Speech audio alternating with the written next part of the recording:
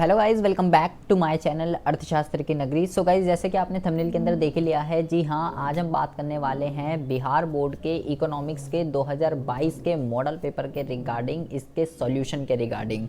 Guys, आप जानते ही हैं आपका जैसा कि इंटरमीडिएट का एग्ज़ाम है और आपके लिए इस मॉडल पेपर को सॉल्व करना बहुत ही ज़्यादा ज़रूरी है, क्योंकि इस मॉडल पेपर के अंदर जितने भी क्वेश्चन दिए गए हैं एग्ज़ाम में जो है सीधे सीधे क्वेश्चन जो हैं इस मॉडल पेपर से फंसते हैं। तो इन क्वेश्चंस के आंसर्स को जानना आपके लिए बहुत ही ज़्यादा ज़रूरी है, क्योंकि कुछ लोग आपको जो है इनके आंसर गलत बता रहे हैं। बहुत सारे बच्चों के मेरे पास जो है मैसेज आते हैं कि सर आप जो है मॉडल पेपर का सॉल्यूशन बनाइए, क्योंकि इसमें जो भी यूट्यूब पे वीडियोस वगैरह बनी हुई हैं उसमें बहुत सारे लोग जो है हमें आंसर गलत बता रहे हैं। तो आप प्लीज़ एक बार इसकी जो है वीडियो को बनाइए और इसका आंसर बताइए, क्योंकि इसमें से डायरेक्ट क्वेश्चन जो है वो बहुत ही ज़्यादा फंसते हैं। तो आप इसको बहुत ही ज़्यादा ध्यान से देखिएगा एक एक क्वेश्चन के किसका क्या आंसर है। तो बिना बकवास के मुद्दे को शुरू करते हैं।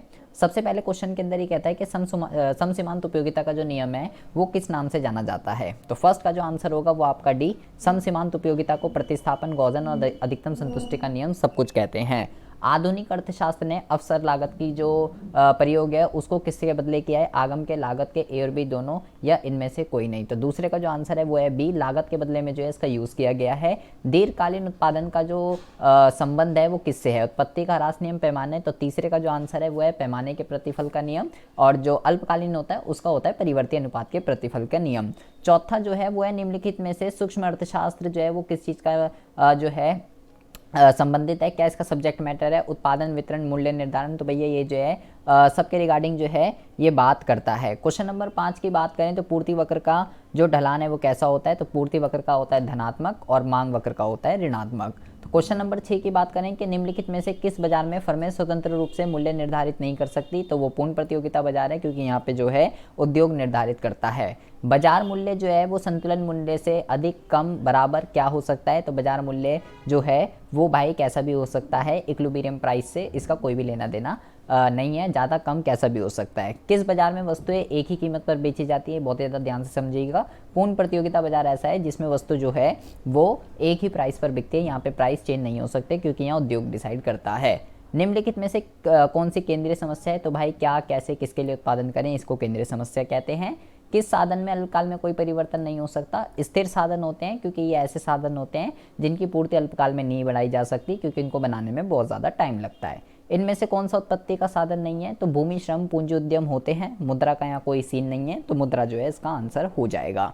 निम्नलिखित में से कौन मांग की लोच को मापने की विधि है। तो मांग की लोच को कुल व्यय विधि, प्रतिशत विधि, बिंदु विधि सबसे नाप सकते हैं। तो इनमें से सभी इसका आंसर है। इसमें से कितने अर्थशास्त्र की जनित परिभाषा जो है वो प्रस्तुत की है। तो भैया वो है विकास से संबंधित, सैमुअल्सन ने जो है विकास से संबंधित परिभाषा दी है। और किसने अर्थशास्त्र को धन का विज्ञान किया है। एडम स्मिथ ने जो है अर्थशास्त्र को धन का विज्ञान कहा है। क्वेश्चन नंबर 15 की अगर हम बात करते हैं तो कह रहे हैं निम्नलिखित में से कौन केंद्रीय बैंक का कार्य नहीं है। तो केंद्रीय बैंक जो है वो आपका जो है साख के सर्जन का कार्य नहीं करता, वो कमर्शियल बैंक करते हैं। निम्नलिखित में से कौन भारत का केंद्रीय बैंक है। तो ये तो बहुत ही इजी क्वेश्चन है, तो कोई भी बता देगा कि भारतीय रिजर्व बैंक जो है वो भैया भारत का केंद्रीय बैंक है। बिल्कुल इजी क्वेश्चन आपसे पूछा गया है। 2000 के नोट का निर्गमन कौन किया। अब भाई नोट कौन जारी करता है, भारतीय रिजर्व बैंक जो है वो करता है, ठीक है। तो रिजर्व बैंक ने 2000 के नोट का निर्गमन किया, और कब किया था आप मुझे कमेंट बॉक्स में बताएंगे कि 2000 का नोट कौन से सन में आया था। 2016, 17, 18, 19, 20 कब आया था, मुझे कमेंट बॉक्स में कमेंट करके ज़रूर बताइएगा। तरलता कोष अनुपात में वृद्धि होने से मुद्रा की मात्रा जो है वो क्या होती है। अगर मुद्रा की जो मात्रा है, अगर तरलता कोष अनुपात में अगर वृद्धि होती है तो इससे मुद्रा की जो मात्रा है वो क्या हो जाती है, मुद्रा की जो मात्रा है वो आपकी घट जाती है। इसके अलावा क्वेश्चन नंबर 19 की बात करें, ह्रासमान प्रतिफल, ह्रासमान पैमाने के प्रतिफल में जो है आंतरिक और बाह्य हानियाँ जो हैं वो प्राप्त होती हैं, मितव्यताएँ प्राप्त होती हैं, ए और बी दोनों, या इसमें से जो है कोई भी नहीं। तो पहले तो आपको ये पता होना चाहिए कि ह्रासमान प्रतिफल जो है वो होता क्या है, तब तो आप इसका आंसर जो है, तब तो आप इसका जो है आंसर बता पाएंगे।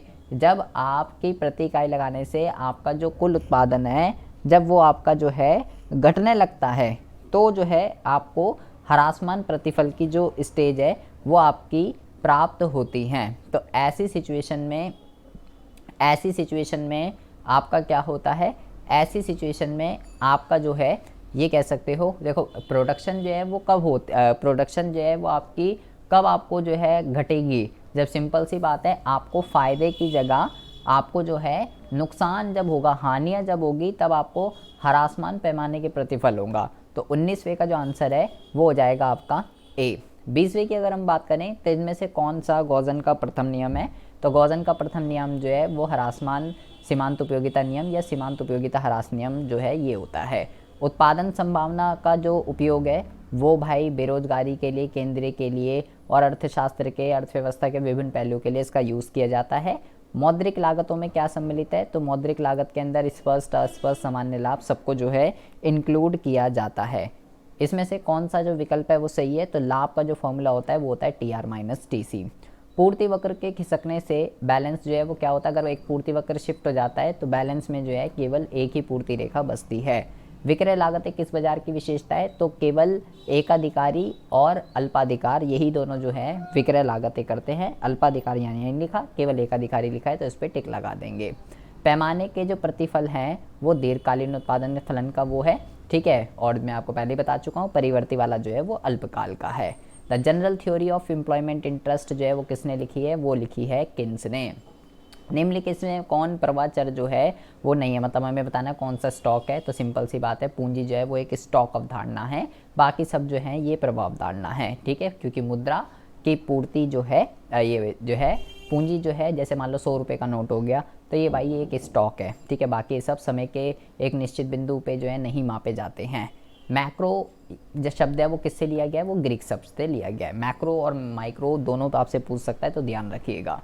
राष्ट्रीय आय और रोजगार के सिद्धांत का अध्ययन जो है वो किस में किया जाता है, तो सिंपल सी बात है भाई वो समष्टि अर्थशास्त्र का विषय है। और सिंपल यहाँ पे भाई ये तो यही समझ लो राष्ट्रीय आय कौन सी बुक में पढ़ते हो, व्यष्टि में समष्टि में, तो भाई समष्टि में ही पढ़ते हैं, सिंपल सी बात है।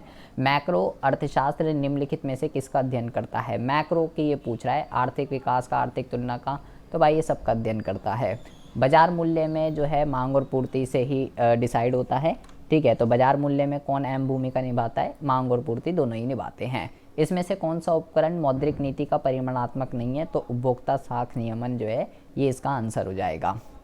यदि APC का फॉर्मूला पूछ रहा है, APC का जो फॉर्मूला होता है ये होता है आपका बी ऑप्शन इसका करेक्ट हो जाएगा, कुल उपभोग अपॉन में कुल आय, C अपॉन में Y APC का फॉर्मूला होता है। APS का भी पूछ सकता है तो उसका आपका S अपॉन में Y हो जाएगा।